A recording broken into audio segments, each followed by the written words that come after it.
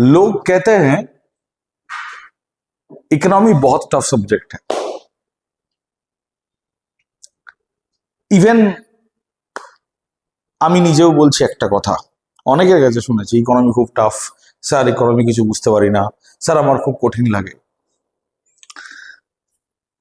আজকের এই ক্লাসটাতে প্রথম তোমাদের এই ধারণাটা একবারের জন্য পার্মানেন্টলি এই ধারণাটা চেঞ্জ হয়ে যাবে কি এই সাবজেক্টটা টাফ। এটা গেল 1 নম্বর কথা। দ্বিতীয় কথা, আমি এখন যা গল্প বলবো, আমি জেনারেলি পড়ানোর কথাটা বলি না, গল্প বলবো এবং তোমরা মন দিয়ে এটা শুনবে। শোনার পর তোমরা ফোনটা অফ করে দেবে, উঠে যাবে টেবিল থেকে, পড়ার টেবিল থেকে। উঠে যাওয়ার পর তোমরা আরামসে গোটা ক্লাসটা গল্পের মতো তোমরা কাউকে বলে দিতে পারবে। বিশ্বাস না হয় ভিডিও দেখো, ওয়াচ করো, ট্রাই করে দেখো এবং অ্যাপ্লাই করে দেখো।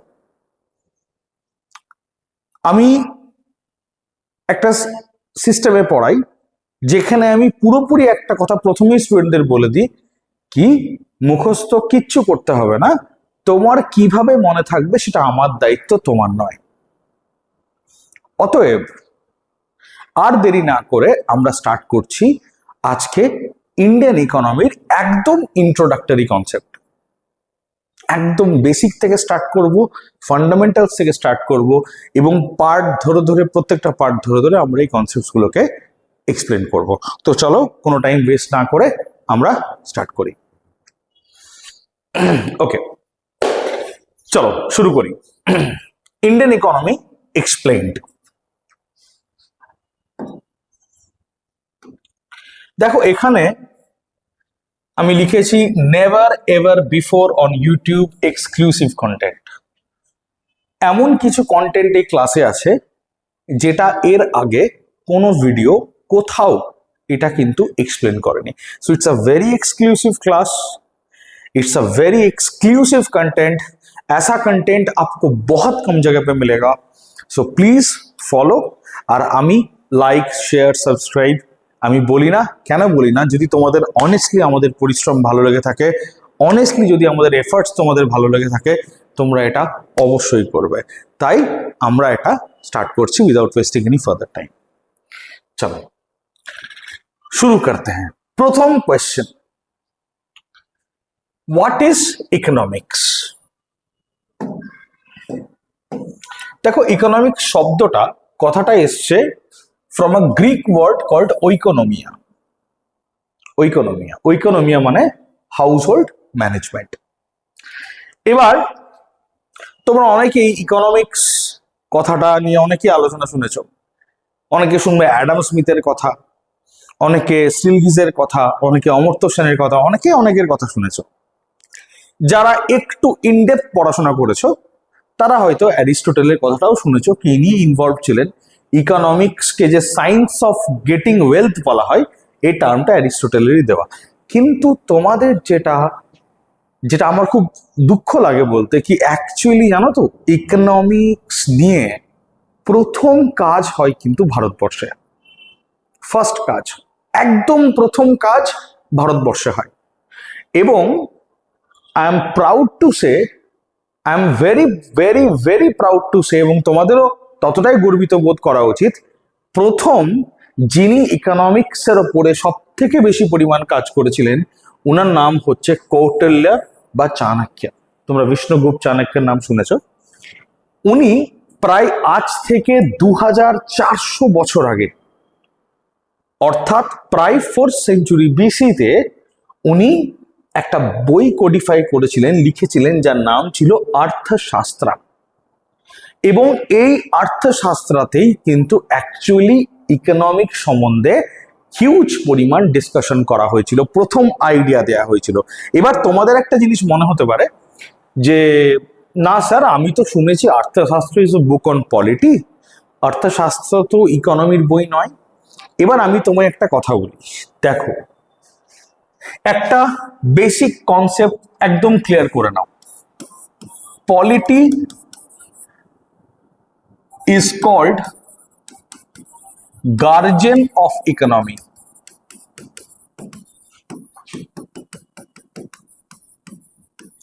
তুমি এটাকে আরো অন্যভাবে বুঝতে পারো যে একটা মানুষের যেরকম ইকোনমিক স্ট্যাটাস হয় ঠিক তার পলিটিক্যাল স্ট্যাটাসও সেরকম হবে। আজকে ধরে নাও তুমি 10 টাকা ইনকাম করছো, ম্যাক্সিমাম তোমার পলিটিক্যাল স্ট্যাটাস কতদূর হবে? Civic police. তুমি যদি এটাই এটাই যদি তুমি 10 crores ইনকাম করতে, তোমার ফ্রেন্ড হতো সিএম। তুমি যদি এটাই যদি 1000 crores ইনকাম করতে, তোমার ফ্রেন্ড হতো পিএম। পরিষ্কার কথা। আর ঠিক এটা যেমন সত্যি, একটা মানুষ যে, দেখো তোমার যদি আজকে পলিটিক্যাল স্ট্যাটাস চেঞ্জ, আজকে ধরো না তুমি একটা আম আদমি, একটা কমন সিটিজেন, তোমার নেট ওয়ার্থ ধরে নাও 10 লাখ রুপিস, তুমি ধরে নাও এমপি হয়ে গেলে। আচ্ছা একটা কথা বলো, এমপি হওয়ার পর যেটা রিয়েলিটি সেটার কথা বলছি, তোমার ইকোনমিক স্ট্যাটাস কি 10 লাখ থাকবে না তার থেকে বেশি বাড়বে? তাই পলিটি যেরকম হবে ইকোনমি অটোমেটিক্যালি কিন্তু সেই অনুপাতে মডুলেট করবে। তাই চাণক্য অর্থশাস্ত্রের উপরে যে কাজটা অ্যাকচুয়ালি করেছিলেন, এবং অটোমেটিক্যালি মানে পলিটি উইদাউট ইকোনমি এক্সিস্টই করা সম্ভব নয়। তাই এই বইটা অ্যাকচুয়ালি উনি স্টেট ক্রাফটের উপর লিখেছিলেন, এটা ফ্যাক্ট, কিন্তু লিখতে গিয়ে প্রচুর কনসেপ্টস অফ ইকোনমি কিন্তু উনি এক্সপ্লেন করে গেছিলেন। অতএব তোমাদের একটা রিয়ালিটি আমি বলছি যে অ্যাকচুয়ালি প্রথম কাজ ইকোনমি নিয়ে তাহলে কোন দেশে হয়? ইন্ডিয়াতে হয়। না এটা গ্রিসে হয়েছে, না এটা জার্মানিতে হয়েছে, না এটা ইউরোপে হয়েছে, হয়েছে কোথায়? ইন্ডিয়াতে হয়েছে। চলো নেক্সট, তাহলে আমরা কি দেখলাম? যে the first noted study on economy was done in India, এবং এই যে কৌটিল্য's অর্থশাস্ত্র, দেখো লেখা আছে the way of financial management and economic governance, একেই বলা হয় the oldest treaty on economy বা ওল্ডেস্ট বুক অন ইকোনমি। এবার দেখো অর্থ কথাটার মানে কি। অর্থ, দেখো सीधी बात है, अर्थ কথাটা का मतलब ही होता है वैल्यू বা মূল্য, হিন্দিতে আমরা বলি মোল, ঠিক? আচ্ছা এবার তুমি যদি এই বইটা, এখনো পাওয়া যায় অনলাইনে অ্যাভেলেবল, তোমরা কিনেও দেখতে পারো, এই বইটা মেইন দুটো জিনিসের উপর ফোকাস করছে। ঠিক কিসের ওপর? একটা বস্তুতান্ত্রিক যেসব চাহিদা আমাদের, মেটেরিয়াল প্লেজার, এইগুলোর উপরে, আর একটা হচ্ছে স্টেট ক্রাফটের উপরে। আচ্ছা এবার তোমাকে একটা জিনিস বলে দিই, দেখো আমাদের কাছে না এই যে শব্দটা ভ্যালু, এটা কিন্তু বিশাল ভ্যালুয়েবল। আজকে তোমরা কেন পড়াশোনা করছো? যারা কম্পিটিটিভের প্রিপারেশন নিচ্ছ তারা কেন পড়াশোনা করছো? চাকরি পাওয়ার জন্য তো। আচ্ছা চাকরি পেলে কি হবে? চাকরি পেলে সব থেকে আগে যেটা হবে সেটা আসবে তোমার জীবনে ইকোনমিক স্টেবিলিটি। ইকোনমিক স্টেবিলিটির জন্যই কিন্তু মানুষ এত ফাইট করে। আজকে যে বিজনেস করছে সেও ফাইট করছে ইকোনমিক স্টেবিলিটির জন্য। আমি পড়াচ্ছি, কেন পড়াচ্ছি? Because I am also being paid, তাই না? প্রত্যেকটা মানুষ কাজ করছে কেন? তার বিনিময়ে সে তার পরিশ্রমের মূল্যটা পাচ্ছে। তাই প্রত্যেকটা মানুষ, সবসময় যে টাকা দিয়ে মূল্য দেওয়া যায় তা নয়, সে নির্ধারণ করছে, কেউ টাকা নিচ্ছে, কেউ অন্য কিছু নিচ্ছে, মোদ্দা কথা মূল্য, ভ্যালু। তো পৃথিবীতে এটা কিন্তু খুব ইম্পর্টেন্ট একটা টার্ম। দেখো আজকে আমরা টাকা দিয়ে কি করি? টাকা আসলে আমাদের জীবনে কি আসে? স্টেবিলিটি আসে। ঠিক ধরো তুমি চাকরি পেলে, চাকরি আসলে কি আসবে? তোমার জীবনে স্টেবিলিটি আসবে, তোমার সামাজিক যে স্ট্যাটাস সেটা বাড়বে, তুমি সুখ স্বাচ্ছন্দ্য ভোগ করবে, এবং যা যা জিনিস তুমি কিনতে চাও তুমি মোটামুটি তোমার ইনকাম অনুপাতে বা ইনকাম অনুসারে তুমি কিন্তু কিনতে পারবে। তাহলে এই চারটে জিনিস, তোমার আইফোন দরকার তুমি আইফোন কিনতে পারবে, তোমার হার্লি ডেভিডসনের বাইক কিনতে ইচ্ছা করছে তুমি তা কিনতে পারবে, তুমি জীবনে সুখ চাইছো, এসি লাগাতে চাইছো ঘরে, তা লাগাতে পারবে, তোমার সামাজিক প্রতিপত্তি বাড়বে, সম্মান বাড়বে। তো মূল হচ্ছে মানি, অর্থ, ভ্যালু। যদি লাইফে ভ্যালু অ্যাড না হয়, মানি অ্যাড না হয়, তুমি কিন্তু এটা করতে পারবে না। দ্বিতীয় কথা, এবার যেটা মেন তর্কের বিষয়, যেটা নিয়ে আলোচনা হচ্ছে, অনেকেই বলবে হ্যাঁ অর্থশাস্ত্র তো স্টেট ক্রাফটের উপর বই, ওখানে পলিটি সম্বন্ধে লেখা আছে, রাজার কিরকম ভাবে চলা উচিত, রাজার কি কি গুণ থাকা উচিত, এসপাইনেট সিস্টেম কিরকম, এইসব নিয়ে লেখা আছে। তাহলে এটা কি করে ইকোনমির বই হতে পারে? দেখো আমি বলে দিচ্ছি কিভাবে।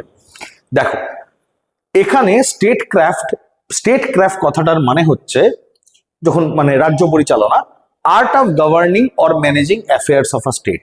এই যে managing affairs of a state, এটা কি জিনিস? কি ম্যানেজ করছি আমরা? তুমি তুমি যাই করো বাবা, পৃথিবীতে প্রথম জিনিস যেটা আসে সেটা হচ্ছে আগেই লোকে কিন্তু ইকোনমির কথা ভাবে। ধরো ক্লাস 10-এর পর বাবা মা বলে সায়েন্স নিয়ে পড়ার জন্য, বলে তো অনেককেই বলে। কেন বলে? কারণ ডাক্তার বা ইঞ্জিনিয়ার হতে পারলে অনেকটা ভালো ইনকাম হতে পারে, সেই কারণের জন্য বলে। এবার ধরে নাও যদি এরকম হতো, ডাক্তার ইঞ্জিনিয়ারদের ইনকাম একদম কম, পোয়েটদের যারা কবি তাদের ইনকাম হয়তো বেশি হতো, তাহলে তাহলে কি হতো? তোমার 9-10-এর পর বাবা মা কিন্তু বলতো আর্টস নিয়ে পড়তে। তো মানে ফোকাস সবসময় শুরু থেকেই ইকোনমির দিকেই ছিল। আর রাজ্য, এই যে অ্যাফেয়ার্স অফ দ্য স্টেট, এটা সহজ কথাই মানে হচ্ছে ভাই, আজকে আমি যদি ভারতের কথা বলি বা পশ্চিমবাংলার কথা বলি, যে রাজ্যের মানুষ যেন ভালো থাকে, দেশের মানুষ যেন ভালো থাকে, এটাই হচ্ছে মেন জিনিস স্টেট ক্রাফটের। তাই ভালো রাখতে গেলে কি দিতে হবে? তাকে ঠিকঠাক ভাবে তাকে ইনকাম দিতে হবে, তাকে চাকরি দিতে হবে, তাকে সুস্বাস্থ্য দিতে হবে, হেলথ সিস্টেম ভালো দিতে হবে, এডুকেশন সিস্টেম ভালো দিতে হবে, তোমার লর সিস্টেম ভালো দিতে হবে। সাধারণ কথা, এগুলো ভালো দিতে গেলে কি লাগবে? তাকে ইনকাম ভালো দিতে হবে। এগুলো ভালো দিতে গেলে কি লাগবে? একটা জিনিস বলো যেটা পয়সা ছাড়া পসিবল। দেখো একটা জিনিস বলি, টাকার অভাব। দেখো ওয়েস্ট বেঙ্গলের GDP, if I am not wrong, 220 billion. কাতারেরও সেম জিডিপি, কিন্তু কাতারের পপুলেশন 35 লাখ, ওয়েস্ট বেঙ্গলের 997 লাখ। এই কারণের জন্য কিন্তু আমাদের হিউজ পরিমাণ, ডিভাইড করলে মাথা পিছু আয় বেরোয়, আমাদের ইনকাম একদমই নেই কাতারের সিটিজেন্সের। তাহলে মেন প্রবলেম কোথায় হচ্ছে? পপুলেশনের জন্য ইনকাম কমছে, মেন প্রবলেম হচ্ছে ইনকাম। দেখো income is a most important. টাকা, পকেটে কত টাকা আছে। তাই তুমি যাই করো বাবা, যাই ম্যানেজ করো, বাড়ি ম্যানেজ করো কি দেশ ম্যানেজ করো, প্রথমেই আসে ইকোনমি ছাড়া পলিটি এক্সিস্টই করবে না।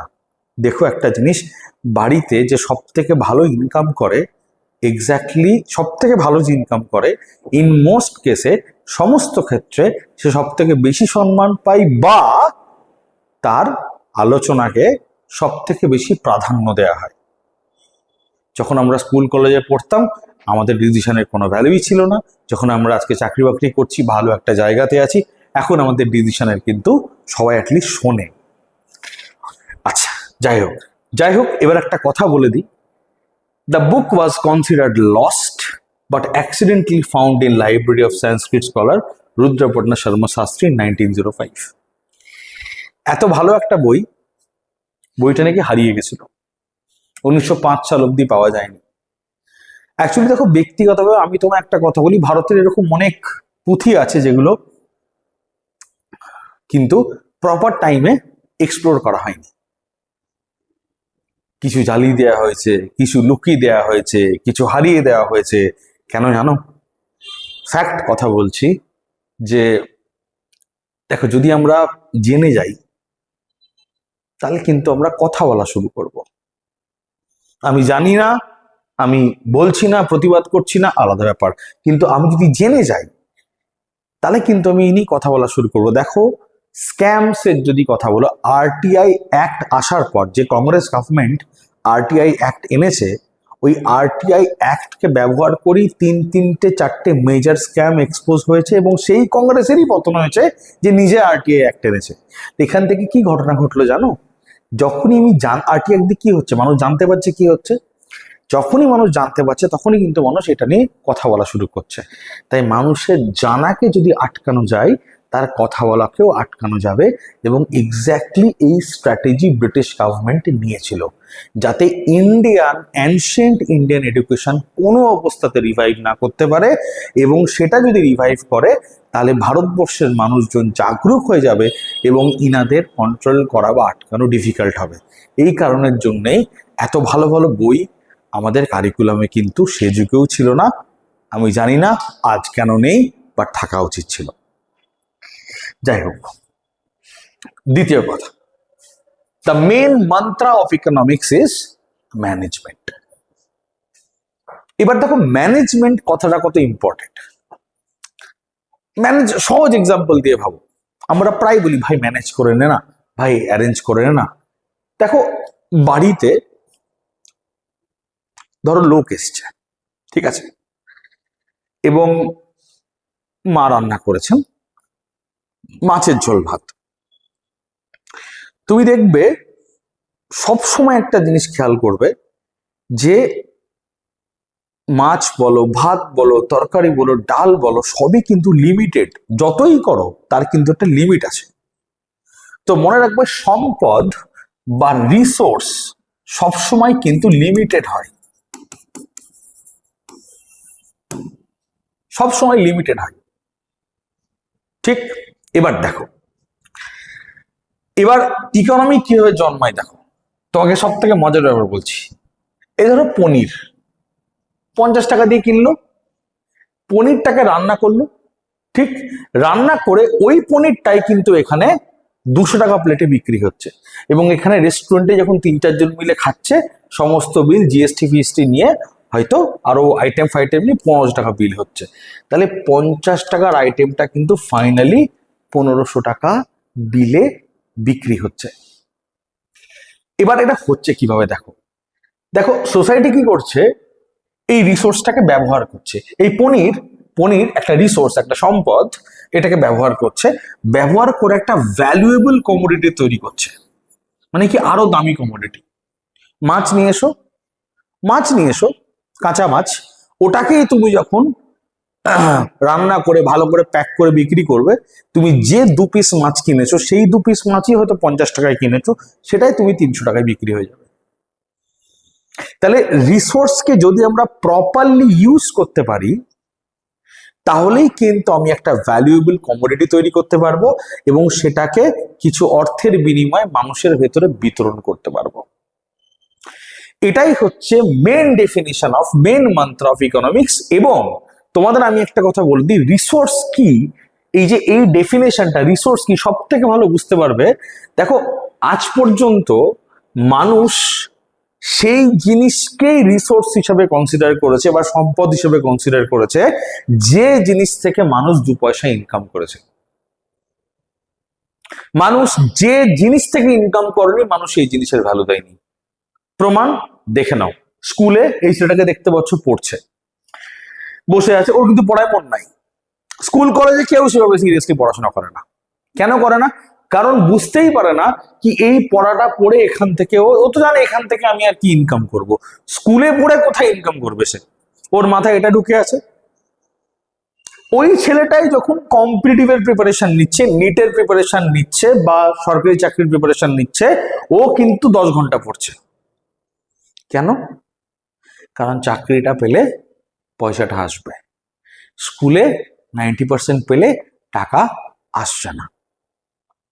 सो इंसान का सोच ऐसा है, রিসোর্স আজকে সেই যে ওই এডুকেশন ওই পড়াশোনাটাকেই দেখো। তোমাকে একটা কথা বলি, তুমি ক্লাস 10-এরই পড়াশোনা করো, 10 স্ট্যান্ডার্ডের, তুমি WCS এর প্রিপারেশন নাও, CGL এর নাও, CHS এর নাও, তুমি তো 10th লেভেলেরই পড়ো অ্যাজ পার গভর্নমেন্ট আর কি 10th লেভেল কোশ্চেন জিজ্ঞেস করে। তো এই 10-এর এডুকেশনকে তো আমরা ভ্যালু দিই না, কিন্তু WCS পড়তে গিয়ে আমরা 10-এর এডুকেশনকে কিন্তু চরম ভ্যালু দিচ্ছি। ওই সেম পড়া পড়ছি, সেম NCERT পড়ছি ইউপিএসসির জন্য। কেন ভ্যালু আগে কেন দিইনি? কারণ আগে ভ্যালু দিয়ে ভ্যালু ইনকাম করার রাস্তা খুঁজে পাইনি, এখন পেয়েছি তাই দিচ্ছি। তাই মানুষ যেখান থেকে পয়সা ইনকাম করেছে, মানুষ সেই জিনিসটাকে সম্মান করেছে। যে জিনিসটা মানুষ আজ পর্যন্ত ফ্রিতে পেয়েছে, মানুষ একটুও রেসপেক্ট করেনি। যেমন অক্সিজেন ফ্রিতে পাচ্ছে, রেসপেক্ট করছে না। করোনার টাইমে অক্সিজেন সিলিন্ডারের ক্রাইসিস যখন হয়েছিল, লোকে তখন বুঝতে পেরেছিল কি অক্সিজেনের কত দাম। দেখে নাও, এবার রিসোর্স হয় দু ধরনের, একটা আর্টিফিশিয়াল, একটা ন্যাচারাল। তুমি জমিতে বাড়ি করো, হোটেল করো, ফ্ল্যাট বানাও, জমি বিক্রির ব্যবস্থা করো, বিজনেস করো, তুমি যাই করো, তোমার কাছে ল্যান্ড কিন্তু রিসোর্স হবে। কেন কি? কারণ ল্যান্ডকে ব্যবহার করে তুমি পয়সা ইনকাম করছো। তুমি জলকে ইউজ করছো, মাঝি জলকে ইউজ করছো মাছ ধরার জন্য, জলকে ইউজ করছো বিভিন্ন drinking water plant set up করেছো, রিভার থেকে জল কালেক্ট করছো, সেখান থেকে ওয়াটার ফিল্টার করছো, দিয়ে বিক্রি করছো, তোমার কাছে জল কিন্তু রিসোর্স। তুমি মাটি থেকে খুঁড়ে কয়লা বার করছো, বার করছো, সোনা বার করছো, লোহা বার করছো, তোমার কাছে কিন্তু মাটি একটা রিসোর্স, মাইনিং একটা রিসোর্স। ইভেন প্রাচীন ভারত যদি দেখো, মানুষ জমির ভ্যালু ততদিন বুঝতে পারেনি যতদিন না মানুষ কৃষি আবিষ্কার করতে পেরেছে। 1000 BC-তে যখন লোহা আবিষ্কার হয়, মানুষ প্রথমবার এগ্রিকালচার ইকুইপমেন্ট আবিষ্কার করে এবং মানুষ প্রথমবার জমিতে কৃষি করা স্টার্ট করে এবং জমি থেকে 2 পয়সা ইনকাম করা স্টার্ট করে। সেই দিনই ক্ষেত্রের কনসেপ্টের জন্ম হয় এবং কুরুরা যে ক্ষেত্রে জন্মগ্রহণ করেছিল সেই জায়গার নাম হয়ে গিয়েছিল Kurukshetra, birth of personal property. তো মানুষ আজ পর্যন্ত মনে রাখবে সেই জিনিসকেই সম্মান দিয়েছে যে জিনিস থেকে মানুষ টাকা ইনকাম করতে পেরেছে, বাকি কোনো জিনিসের সম্মান নেই। ওই জন্যে আমরা যখন বয়স হয়ে যাবে, বুড়ো হয়ে যাব, যখন আমাদের ইনকাম করার ক্ষমতা শেষ হয়ে যাবে, আমাদের হয়তো পরিবারের সম্মান থাকবে না। শুনতে খারাপ লাগলেও এটা সত্যি। তো এই জন্য আমি লিখেছি, ইনসান উसी चीज का वैल्यू देता है जिसको उसे करके वो पैसा कमाता है, बाकी कोई चीज का वैल्यू वो नहीं देता। আর্টিফিশিয়াল রিসোর্সের যেমন হিউম্যান লেবার, দেখো মানুষ মানুষকে ব্যবহার করে টাকা ইনকাম করছে, করছে কি করছে না? এমপ্লয়িজ মানে তো তাই, হিউম্যান ক্যাপিটাল আমরা বলি না? দেখো আমরা যতদিন পড়াশোনা করি না, আমরা কিন্তু লায়াবিলিটি, অ্যাসেট নই। যখন আমরা পড়াশোনা করি, একটা কাজ শিখি, কাজ করা স্টার্ট করি এবং তার বিনিময়ে আমি টাকা ইনকাম করা স্টার্ট করি, তখনই আমাকে হিউম্যান ক্যাপিটাল হিসেবে কনসিডার করা হয়। তার আগে আমাকে লায়াবিলিটি বা বোঝ হিসাবে কনসিডার করা হয়। ঠিক? নেক্সট, বুক আর্টিফিশিয়াল রিসোর্স, বই পড়ে নলেজ গ্যাদার করে ওখান থেকে ইনকাম করছে মানুষ। ক্যাশ, টাকা থেকে বিজনেস করছে, টাকা একটা রিসোর্স। এরকম রিসোর্স দু ধরনের হয়। তাহলে কি বুঝতে পারলাম আমরা?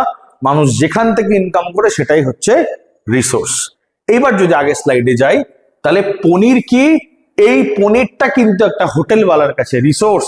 এই পনিরটাকে ইউজ করে ওটাকে পনির টিক্কা মশলা বানাবে এবং বানাতে গিয়ে আর একটা লেবার ইউজ করবে যার নাম হচ্ছে শেফ, আর একটা রিসোর্স ইউজ করবে।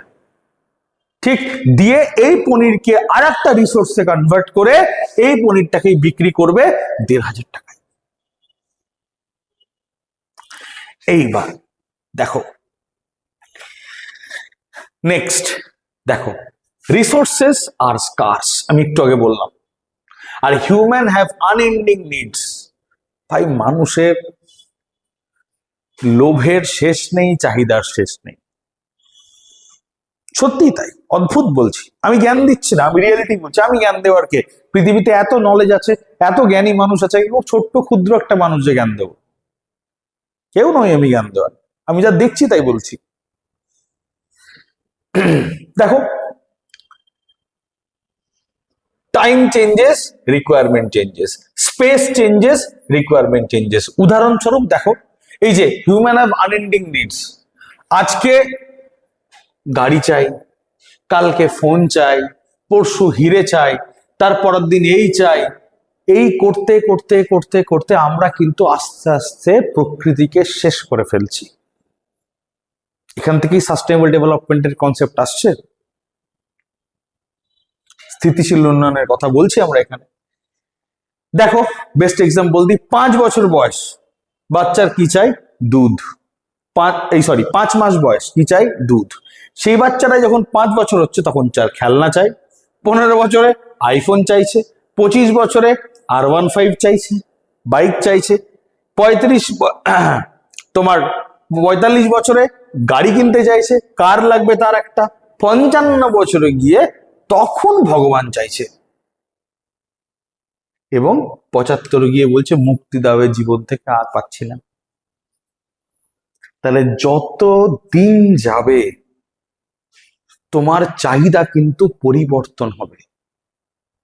সরকারকে তোমাকে দুধও দিতে হবে, খেলনাও দিতে হবে, ফোনও দিতে হবে, গাড়িও দিতে হবে, বাইকও দিতে হবে, ঈশ্বরও দিতে হবে, এবং মুক্তিও দিতে হবে। অর্থাৎ শ্মশানে দাহ হলে দাহ করার ব্যবস্থাও করে দিতে হবে, বা মাটিতে কবর দেওয়ার ব্যবস্থাও করতে হবে।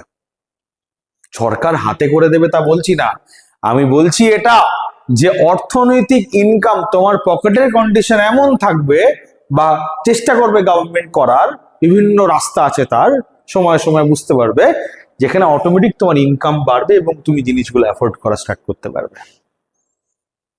তাহলে মানুষের চাহিদার কিন্তু শেষ নেই, এবং এই চাহিদা পূরণ করার যুদ্ধই হচ্ছে অর্থনীতি। দেখো, অর্থনীতি, ইকোনমি এত বড় একটা চ্যালেঞ্জ। ইকোনমি সেই জিনিসটাকে স্যাটিসফাই করার চেষ্টা করে যেটা স্যাটিসফাই করা অ্যাকচুয়ালি পসিবলই না, পসিবলই না, পসিবল হ্যাই নেই স্যার। দেখো, সময় যাবে, চাহিদা বদলাবে, নতুন একটা চাহিদা আসবে, আবার চেষ্টা করবে। তো একটা উদাহরণ দিই, তুমি স্কুলে পড়ো, তোমার পকেটে থাকে 10 টাকা। যখনই তোমার বয়স বাড়বে না, এই 10 টাকাটা তোমার কম লাগবে, এখন কিন্তু মনে হবে 100 টাকা দরকার। তাহলে তুমি 100 টাকা ইনকামের জন্য কিন্তু আবার খাটা শুরু করবে। কিছু বছর পর মনে হবে 1000 টাকা দরকার, তখন তুমি 1000 টাকা ইনকামের জন্য খাটবে। তার কিছু বছর পর মনে হবে 10,000 টাকা হলে ভালো হতো, তার কিছু বছর পর মনে হবে 1 লাখ টাকা পকেটে থাকলে ভালো হতো, তার কিছু বছর পর মনে হবে 10 লাখ টাকা থাকলে ভালো হতো। ভাই, এটা শেষ আছে? নাই তো। কেন বলতো? এটা বাড়ছে কারণ তোমার চাহিদা বাড়ছে। চাহিদা কন্ট্রোল করো, এটার প্রয়োজন কমবে, কিন্তু করা পসিবল না। পসিবল না বলা ভুল, ইটস টাফ।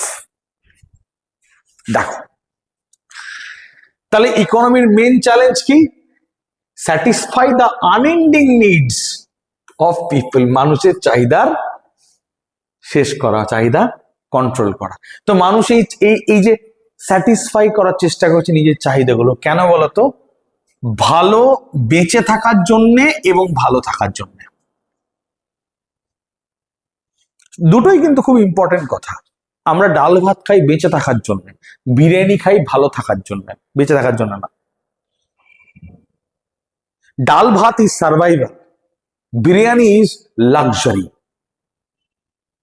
একটা হচ্ছে বেঁচে থাকা, একটা হচ্ছে ভালো থাকা, দুটো আলাদা। দেখে নাও এই গ্রাফটা, এটা এই অ্যাক্সিসে আমরা নিয়েছি choice of consumption of goods and services, আর এই অ্যাক্সিসে আমরা নিয়েছি স্ট্যাটাস অফ ইকোনমি। মানে যত ওপরের দিকে যাব একটা মানুষের ইনকাম বাড়বে, এদিকে যাব তত আস্তে আস্তে জিনিসের সংখ্যা, মানে দামি দামি জিনিস ব্যবহার করা মানুষ করবে। তো আমরা এখানে একটা লাইন টেনেছি মাঝখানে। তো এই যে সেকশনটা, স্টেজ 1, প্রথম যে স্টেজটা, এইটুকুর ভেতরে যদি দেখো, তাহলে একটা মানুষের, দেখো, ইনকাম কিন্তু কম, এইটুকু ইনকাম, অল্প এইটুকু ইনকাম, তার কিন্তু জিনিসপত্রের চাহিদাও কম। দেখা যাও স্টেজ এতে, দেশ যখন স্বাধীন হয়েছিল, আমাদের ইনকাম কম ছিল, মানুষের চাহিদা কি ছিল? রুটি, কাপড়া, মাকান, ফুড, গার্মেন্ট, শেল্টার, ব্যাস, এটাই তিনটেই ছিল। বহু বছর সরকারের বিভিন্ন প্রজেক্টে ইন্ডিয়াকে পভার্টি রিডেন করার জন্য এই ধরনের স্কিমস বেসড ফুড, গার্মেন্ট, শেল্টারের উপরে কাজ করে। এবং সত্যি কথা বলতে গেলে কি, তুমি জিনিসটাকে না সরকার বাদ দাও, তুমি নিজের জীবন দিয়ে দেখো। তুমি যখন ছোট ছিলে, এইটুকু বয়স, এই কয়েক মাস বয়স, কি 1 বছর 1.5 বছর, তোমার 3টেই জিনিস রিকোয়ারমেন্ট ছিল: একটা খাবার, ফুড, একটা গায়ে গার্মেন্ট, আর একটা ঠিকঠাক আশ্রয়, একটা ঠিকঠাক ঘুমের জায়গা যেখানে পোকামাকড় আসবে না, কামড়াবে না, পরিষ্কার পরিচ্ছন্ন থাকবে, একটু ভালো জামা কাপড়, যাতে বডিতে বাচ্চার গায়ে ইনফেকশন না হয়, আর একটু ভালো খাবার, ভালো কোয়ালিটির মিল্ক, ভালো কোয়ালিটির পেস্টেড ফ্রুটস, ভালো কোয়ালিটির বিভিন্ন বেবি ফুড, এই জিনিসগুলোই কিন্তু আমাদের চাহিদা থাকে। যখন আমরা আরেকটু বড় হই, 2 পয়সা আরো ইনকাম আসে, ইনকাম যখন বাড়বে, ওই 5 মাসের ছেলেটাই যখন 25 বছর বয়সে পৌঁছবে কি 30-35 বছরে পৌঁছবে, যখন ওর ইনকামটা বাড়বে, তখন কিন্তু আরো রুটি কাপড়া মাখান দরকার এগুলো হয়ে গেছে। এখন আরো বেশি চাহিদা চাই, ওর কি চাই? হেলথ সার্ভিসেস, ভালো স্বাস্থ্য পরিষেবা, ভালো মেডিসিনের কোয়ালিটি, ভালো computer, drinking water, AC, refrigerator, এই যে হোম অ্যাপ্লায়েন্সের যে সেকশন, এইসব জিনিসপত্রের দিকে ওর কিন্তু চাহিদা চলে যাবে। তখন ওর এইগুলো চাই। দেখবে ইলেকট্রনিক স্টোরে যারা ইভেন আমাদের যখন বিয়ে হয়, বিয়ের টাইমে না এইসব জিনিস দেওয়ার একটা বিশাল, কাউকে কিছু দিল, ওই ঘর রিলেটেড জিনিসপত্র দেওয়া হয় অ্যাকচুয়ালি গিফট হিসাবে। অনেকেই দেয়, ওটিজি ওভেন দেয়, কেউ মাইক্রোওয়েভ দেয়, কেউ কিছু দেয়, এই জিনিসগুলো দেয়। তো এবং তুমি যদি খুব ভালো করে ভিজিট করো ইলেকট্রনিক স্টোর যেগুলো হয়, সেখানে যারা ফ্রিজ বা তোমার ওয়াশিং মেশিন এই যে পপুলেশনটা কেনে, তুমি দেখবে মিডল এজ পপুলেশন কিনছে। 35 থেকে 55 এর ভেতরে যে পপুলেশনটা, তারা কিন্তু অ্যাকচুয়ালি এই ধরনের শপিং সব থেকে বেশি করে। বাচ্চা ছেলে 15 বছর ছেলে করবে না সব। আরো বড় লেভেলে যখন চলে যাবে, তোমার ইনকাম যখন আরো বেড়ে যাবে না, তখন তুমি কিন্তু এইগুলো নিয়ে আর মাথা ঘামাবে না, এগুলো অলরেডি তোমার আছে। তখন তুমি এয়ারলাইন্স, প্লেনের ভেতরে চুজ করবে, ইন্ডিগোতে যাবো না গো এয়ারে ফ্লাই করবো না এয়ার ভিস্তারাতে ফ্লাই করবো, তুমি এর ভিতরে চুজ করবে। তোমার হাই কোয়ালিটি ব্যাংকিং সার্ভিসেস দরকার, ইন্স্যুরেন্স দরকার, কনসাল্টিং সার্ভিসেস, ইন্টারনেট সার্ভিসেস, এগুলো হচ্ছে কি বলতো, যত মানুষের ইনকাম বাড়বে না, তোমার কনজামশন বা খাপাত এটা কিন্তু অটোমেটিক চেঞ্জ হবে। ওই জন্য প্রথমেই বলে দিয়েছিলাম কি আমাদের চাহিদা স্যাটিসফাই করা অ্যাকচুয়ালি কিন্তু সম্ভব না। আর এই অসম্ভবকেই সম্ভব করার প্রচেষ্টা বলতে পারো, যেটা কোনোদিনই সাকসেসফুল হবে না পুরোপুরিভাবে, সেটাই হচ্ছে ইকোনমিক্সের সব থেকে বড় challenge. Next, what is the difference between economy আর ইকোনমিক্স? দেখো, অনেক মানুষ, অনেক টিচার্স আমি বলবো, অনেক স্টুডেন্ট বলবো, ইকোনমি আর ইকোনমিক্সের ভেতরে না অনেক ক্ষেত্রে আমি দেখেছি বুঝে উঠতে পারে না। অনেক স্টুডেন্ট যেমন অনেকেই জিজ্ঞেস করে যে স্যার ইকোনমিক্সের সিলেবাসে কি আছে, আমি বললাম যা, তখন আমি বলেছি ইকোনমিক্স বলে তো নেই সিলেবাসে, তোমাদের সিলেবাসে আছে ইকোনমি, ইকোনমিক্স তো নেই কোথাও, তুমি কি অপশনালে কথা বলছো? বললাম না না স্যার ইকোনমিক্স। এবার তোমাদের একটা জিনিস বলি, দেখো এই দুটো জিনিস কিন্তু একদম আলাদা স্যার, অনেকেই জানে না এই দুটো ডিফারেন্স, আমি একবার বলে দিই। ইকোনমিক্স আর ইকোনমির ভিতর প্রচুর ডিফারেন্স আছে। ইকোনমিক্স হচ্ছে থিওরি, আর ইকোনমি হচ্ছে প্র্যাকটিক্যাল বা অ্যাপ্লিকেশন। বোঝাচ্ছি, দেখো একটা কথা, এই যে পুয়ার, গরিব, ভাই গরিব, আচ্ছা আগে ফিচার গুলো বলে দিই। দেখো ইকোনমিক্স হবে নন স্প্যাটিয়াল, লেস ডাইভার্স, মানে আমি বুঝিয়ে দিচ্ছি। নন স্প্যাটিয়াল মানে এই জায়গা টু জায়গা পরিবর্তন করবে না, একই থাকবে। ইকোনমি কিন্তু জায়গা টু জায়গা পরিবর্তন করবে। একটা কথা তোমাকে বলছি, একটা বাদ দাও স্প্যাটিয়াল নন স্প্যাটিয়াল ভুলে যাও, বাদ দাও, ইজিলি বোঝো। পুয়ার, গরিব, গরিব সব জায়গাতে আছে। যখন আমি বলবো গরিব, আমি যখন বলছি গরিব, আফ্রিকাতেও গরিব আছে, ইন্ডিয়াতেও গরিব আছে, আমেরিকাতেও গরিব আছে, মানে সব জায়গাতে গরিব। গরিব is a very common term. গরিব মানে এমন যে অভাবে আছে, যে অভাবে আছে সেই হচ্ছে গরিব। কার কি অভাব না অভাব সেটা পরের ব্যক্তিগত ব্যাপার, তার যে অভাবে আছে সেই হচ্ছে গরিব। এবার ঘটনা হচ্ছে এটা যে যখন আমি বলছি যে গরিব, পুয়ার, এবার পুয়ার কথাটা মানে কিন্তু গোটা পৃথিবীতে যে যে অভাবে আছে তাকেই বোঝাচ্ছে, আমি কোনো জায়গা নির্ধারণ করছি না। এবার দেখো কতটা আলাদা ইকোনমি আর ইকোনমিক্স। পুয়ার কথাটা কিন্তু ইকোনমিক্স এর পার্ট, কিন্তু যখনই আমি বলছি পোভার্টি ইন ইউএসএ বা পুয়ার ইন আমেরিকা বা পোভার্টি ইন ইন্ডিয়া বা পুয়ার ইন ইন্ডিয়া, তুমি দুটো গরিবের ভেতর তারতম্য করে দেখো ভাই। ওর দেশে যে গরিব ইউএসএ তার গাড়ি আছে, গাড়িতে থাকে এইসব ব্যাকপ্যাক আছে, ট্যাকটিক্যাল ব্যাকপ্যাক গরিবের কাছে আছে। কি অবস্থা! আর এই হচ্ছে ইন্ডিয়ান গরিব, খেতে পাচ্ছে না। আজকে যদি আমেরিকাতে যার কাছে গাড়ি নাই সে গরিব, আজকে যদি এরকম একটা স্ট্যান্ডার্ড আমি সেট করে দিই, 80% of Indians will be under BPL. সম্ভব নয় তো। এবার ব্যাপার হচ্ছে তুমি দেখো না, ইন্ডিয়াতে কারো monthly per person monthly expenditure, consumption expenditure, মানে মাথা পিছু খরচ বেঁচে থাকার জন্য, ফর সার্ভাইভাল, ইন্ডিয়াতে মাসে হচ্ছে মিনিমাম 1400 টাকা মাথা পিছু। হিসাব করে সরকার দেখেছে কি বেঁচে থাকার জন্য যদি কেউ 1400 টাকা, যদি কারো ইনকাম না থাকে, মানে খরচা করার ক্ষমতা না থাকে মাসে 1400 টাকা মানে পার পার্সন, তাহলে সে কিন্তু ইন্ডিয়াতে পুয়ার। আমেরিকাতে স্যার ওটা 68,000 টাকা ভারতীয় মুদ্রায়, মানে $800। তাহলে কোনোদিনই কিন্তু আমেরিকান পুয়ার আর ইন্ডিয়ান পুয়ার এক হবে না। আমাদের দেশে অনেকেই আছে যারা 68,000 টাকা স্বপ্ন ইনকাম করবে ভাবে, আর ওদের দেশে 68,000 টাকার নিচে যাদের, মানে মাসে 68,000 টাকা খরচা করার ক্ষমতা নাই, তারা কিন্তু গরিব।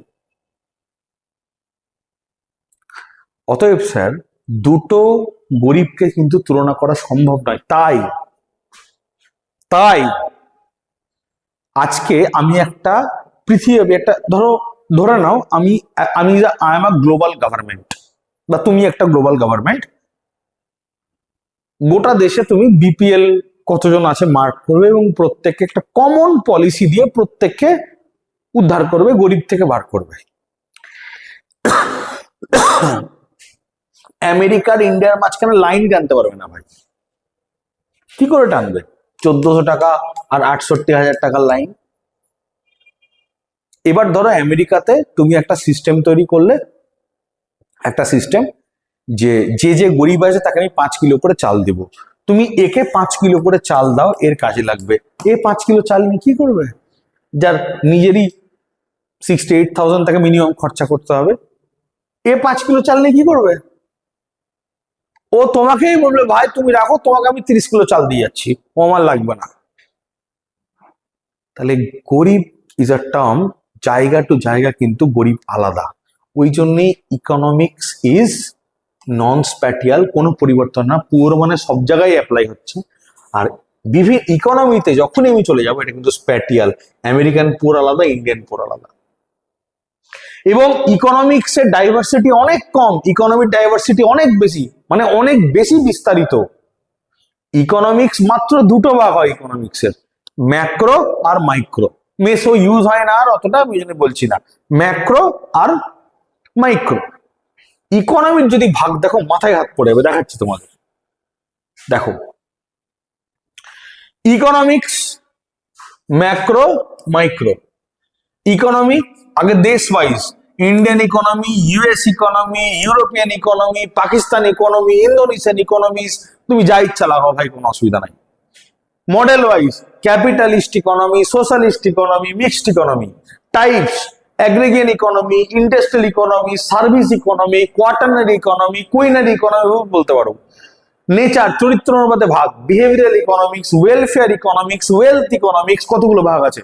Growth, growth basis, developed country বা developed economy, developing economy, under developed economy. এত মানে ডাইভার্সিটি আছে, এত পরিমাণ ভাগ আছে, এগুলো আমরা পরের ভিডিওগুলোতে পড়বো, দেখবো। তবে ইকোনমিক্সের মাত্র দুটো ভাগ, মাইক্রো আর ম্যাক্রো। সহজভাবে যদি আরো সহজে তুমি দুটো ডিফারেন্স বুঝতে চাও, আমি তোমার একটা সিস্টেম বলে দিচ্ছি, দেখে নাও। রিডিং আ বুক, কোনো বই পড়ে তুমি নলেজ গ্যাদার করছো, সেটা হচ্ছে ইকোনমিক্স। আর যখনই ওই নলেজটাকে জায়গা ভিত্তিক প্রয়োজন মতো তুমি যখন ওটাকে অ্যাপ্লাই করবে, সেইটা হচ্ছে ইকোনমি। এবং অ্যাপ্লিকেশন কিন্তু সেই জিনিস বা যে জিনিসটা করছো সেটার প্রয়োজন মতো হবে। তাহলে বসে বসে বই পড়াটা হচ্ছে নলেজ, ইকোনমিক্স। আর মানে পড়া হচ্ছে ইকোনমিক্স, পড়ানো কলকাতায় পড়ানো, বহরমপুরে পড়ানো, দিল্লিতে পড়ানো, আমেরিকাতে পড়ানো, আসামে পড়ানো, বিহারে পড়ানো, এটা হচ্ছে ইকোনমি। আশা করি তোমাদের ক্লিয়ার হয়ে গেছে। চলো আচ্ছা, নেক্সট এবার আসি, what is the main difference between macro and micro. আমরা এই ভিডিওতে ম্যাক্রো মাইক্রোটা পড়ে নেব, আর আদার টাইপস গুলো আমরা পরের সিরিজগুলোতে পড়বো। দেখো, ম্যাক্রো আর মাইক্রো, মাইক্রো কথাটার মানে হচ্ছে ছোট্ট, এইটুকু মাইক্রো। এবার মাইক্রো কি জিনিস দেখো, এখানে যখন আমি ইন্ডিভিজুয়াল হিসেবে ভাবছি, ম্যাক্রো মানে বড় লেভেল, বড় মানে গোটা দেশ, গোটা পৃথিবী, গোটা সোলার সিস্টেম, গোটা ইউনিভার্স। যত বড় লেভেলে যাবে ভাই তত ম্যাক্রো বলবো, যত ছোট লেভেলে আসবে তত মাইক্রো বলবো। যখন আমি তোমার একা, তোমার মাইনা, তোমার খরচা, তোমার লাভ, তোমার লোকসান, তোমার লস, আমি ইন্ডিভিজুয়াল তোমার কথা বলছি বা আমার নিজের কথা বলছি, তখন কিন্তু সেটা মাইক্রো। মানে তুমি কত টাকা মাইনা পাও ভাই, মাইক্রো ইকোনমিক্স। তোমার কত টাকা খরচা, মাইক্রো ইকোনমিক্স।